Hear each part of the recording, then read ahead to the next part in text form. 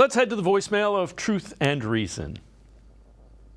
I think JOK is going to be a huge piece to whether this defense is a good defense or a really special defense.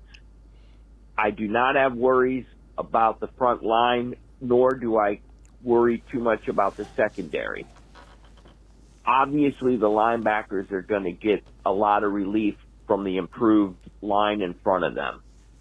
But JOK is a little undersized for linebacker, gets run over a good bit. And I think if he can be put somewhere where his speed and coverage ability and, let's see him knocking over the wide receivers and the running backs, not having some offensive tackle pancake them. And Schwartz is going to do that, I have a feeling.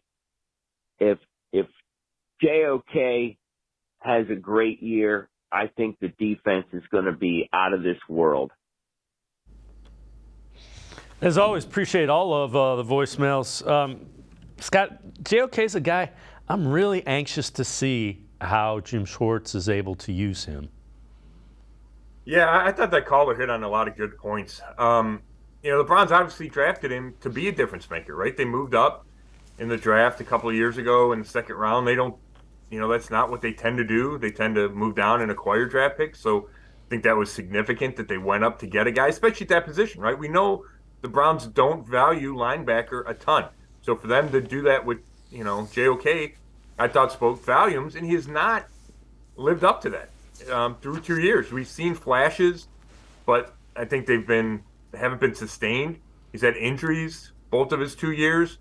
I thought it was really interesting. We talked to linebackers coach Jason Tarver. Again, we talked to all the position coaches right at the end of minicamp.